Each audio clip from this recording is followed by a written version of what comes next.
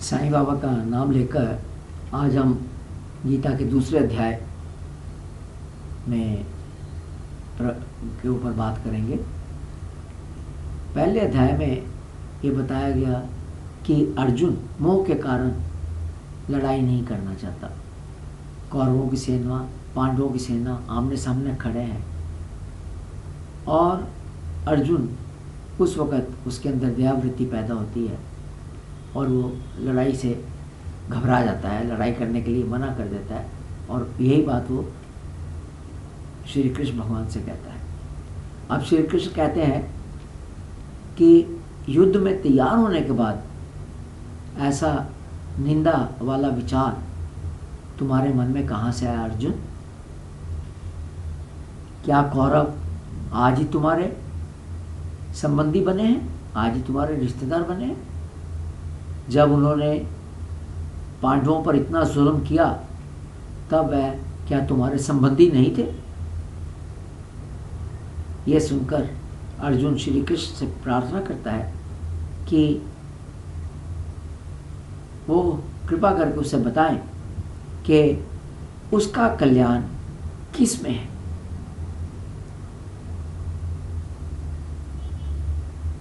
वो युद्ध करे या ना करे। तब श्री कृष्ण भगवान कहते हैं, पहली बात कि विद्वान लोग उनके लिए दुखी नहीं होते जो मर जाते हैं या आगे मरने वाले हैं, क्योंकि जन्म और मौत तो अनादि हैं। जो जन्मेगा वो ज़रूर मरेगा। जन्म और मौत बदलती अवस्था है। एक समय वह जन्म है तो दूसरे क्षण वह मृत्यु है। जैसे हवा के चलने से, हवा जब चलती है तो पानी हिलता है और उसमें लहरें उठती हैं, अर्थात उनका जन्म होता है। जब हवा बंद होती है तो लहरों का नाश हो जाता है। तो फिर किसका जन्म और किसकी मृत्यु होती है? क्योंकि पानी तो नदी में वैसे का वैसा ही रहता है।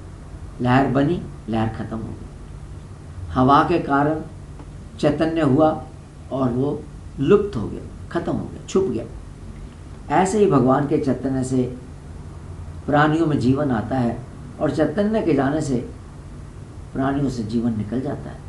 श्री कृष्ण कहते हैं कि शरीर तो जीवित रहने पर भी बदलता है।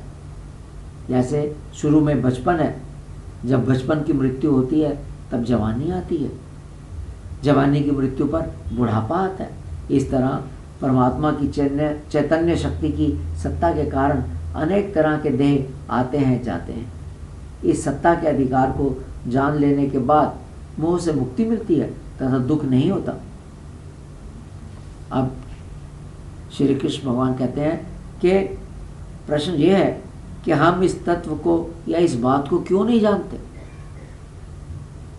श्री कृष्ण कहते हैं क्योंकि मन इंद्रियों के अधीन है और इंद्रियां अपने अपने विषयों का सेवन करने में लगी रहती हैं, अतः मन विषयों के साथ जुड़ जाता है। तभी कभी दुख और कभी सुख मिलता है। जब इंद्रियों को उनके विषय प्राप्त हो गए तो सुख मिलता है, जब वो नहीं प्राप्त हुए तो दुख मिलता है। अगर मन का विषयों से संयोग ना होने दें, अर्थात मन को विषयों के साथ जुड़ने नहीं दें, तो मन को दुख हो ही नहीं सकता। जो सात्विक वृत्ति से, धैर्य से सुख और दुख को समान मानता है, वह ब्रह्म को प्राप्त करने में समर्थ होता है। हाँ, क्योंकि शरीर तथा जगत हमें दिखाई देता है। ये शरीर भी हम देखते हैं, जगत भी हम देखते हैं, इसलिए हम उन्हें सत्य मानते हैं, जबकि असल में परमात्मा सर्वव्यापक है परंतु वो दिखाई नहीं देता। परमात्मा ही सत्य है परंतु वो दिखाई नहीं देता। जब परमात्मा को सच्चे रूप से जान लिया जाता है तब पता चलता है कि शरीर तो निमित्त मात्र है। चैतन्य या परमात्मा का नाश नहीं होता और वह शरीर के सुख और दुख से अलिप्त रहता है, जुड़ता नहीं है। तो क्या दो बातें बताई? एक, आत्मा का नाश नहीं होता और दूसरी बात, वो शरीर के दुख सुख से जुड़ता नहीं है, उससे उससे कुछ लेना देना नहीं है। शरीर अलग है, चैतन्य अलग है। जो आत्मा के स्वरूप को इस प्रकार समझ लेता है वह फिर कभी दुख नहीं करता, लेकिन उसे समझने के लिए ध्यान करना पड़ता है। तो अगर हमने अपनी आत्मा को देखना है, आत्मज्ञान प्राप्त करना है, तो ध्यान की ज़रूरत है। असल में हम सब शरीर नहीं हैं, हम सब आत्मा हैं, जिसका विषयों से, सुख से, दुख से, जन्म से, मृत्यु से कुछ लेना देना नहीं।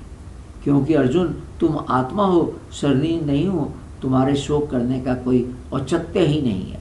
तो श्री कृष्ण कहते हैं क्योंकि तुम शरीर नहीं हो, इसलिए तुम्हें शोक तो हो ही नहीं सकता। आत्मा को तुम आत्मा हो, आत्मा को शोक हो ही नहीं सकता, इसलिए तुम्हें शोक करने का कोई कारण ही नहीं। अब अर्जुन सोचता है ये बात सुनकर कि ज्ञान मार्ग तो बहुत कठिन है, क्योंकि आत्मा के बारे में तो मुनि ही जान सकते हैं। श्री कृष्ण उसके मन का ये विचार पढ़ लेते हैं।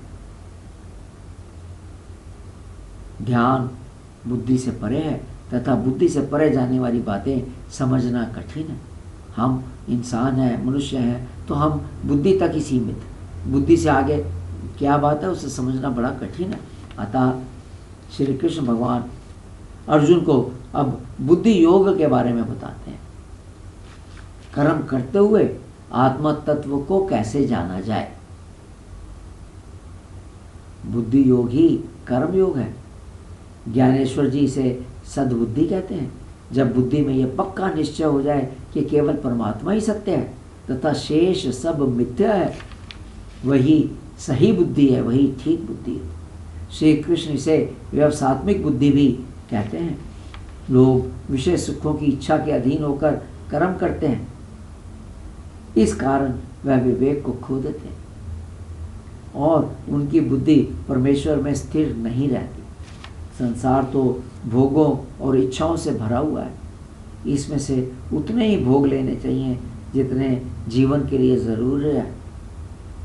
तो भोग उतना ही लो जिससे जीवन चलता रहे। जैसे पानी तो संसार में बहुत है, पर हम उतना ही पीते हैं जितना हमारे लिए ज़रूरी होता है। ये नहीं कि पानी मुफ्त मिलता है तो पीते ही चले जाए, ऐसा नहीं होता। इसी तरह भोग भी उतने लीजिए जो जीवन चलाने के लिए ज़रूरी है। जब हम संसारिक विषयों की इच्छा बढ़ा लेते हैं, ये भी चाहिए, वो भी चाहिए, इसे भी प्राप्त करना है, उसे भी इकट्ठा करना है, और उनके लिए आसक्त होकर उससे जुड़कर कर्म करते हैं, तो अक्सर हम निषिद्ध कर्म करने लगते हैं। वो कर्म करने लगते हैं जो हमें नहीं करने चाहिए। विशेषकर अगर हमें कर्म का मन वांछित फल नहीं मिलता, तब बहुत ज़्यादा पॉसिबिलिटी है कि हम निषिद्ध कर्म करेंगे। नहीं मिल रहा, गलत ढंग से लीजिए, चाहिए तो ज़रूर, गाड़ी चाहिए, पैसा नहीं है, जैसे भी है धोखा देकर झूठ करके पैसा लीजिए और गाड़ी लीजिए। बुद्धि को व्यवसात्मिक बुद्धि बनाने के लिए श्री कृष्ण अर्जुन से कहते हैं कि तू कर्म कर, कर्म का तू अधिकारी है, पर फल तेरे अधिकार में नहीं। तू कर्म के फल की आशा से कर्म मत कर। इसके लिए वह कहते हैं कि तू जो कर्म करता है वह सब तू मुझे अर्पण कर। ऐसा करने से फल के प्रति आसक्ति कम होते होते नष्ट हो जाएगी। कर्मों को त्यागना नहीं, केवल फल की इच्छा ना करके सत्कर्मों का ही निष्काम आचरण करना चाहिए। कर्म किया और वह सिद्ध हो गया तो भी ठीक, और कार्य अगर सिद्ध नहीं हुआ तो भी ठीक। कर्म के फल के प्रति समान भाव, समभाव रखने को ही योग स्थिति कहते हैं। कर्म पूरा हो, अधूरा हो, अच्छा हो, बुरा हो। अतः प्रश्न है, हम इस तरह के कर्म क्यों नहीं करते? हमारा कर्म करने इस प्रकार क्यों नहीं हम कर्म करते?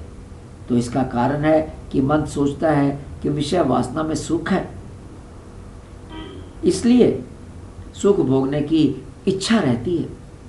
उसे पूरा करने के लिए अक्सर हम निषिद्ध कर्म भी कर देते हैं, विवेक को खो देते हैं। इससे बुद्धि का नाश होता है, भगवान को भूल जाते हैं, और ऐसा मनुष्य अंत में स्वयं नष्ट हो जाता है। बुद्धि नाश वाले व्यक्ति की स्थिति जिंदा मृत जैसी ही होती है। कर्म ऐसी कुशलता से किए जाए कि बुद्धि विवेक पूर्ण रहे, तो ये बात है। जब श्री कृष्ण भगवान कहते हैं कि कर्म इस प्रकार से करो कि बुद्धि हमारी विवेक पूर्ण रहे, बुद्धि से विवेक नहीं हटना चाहिए।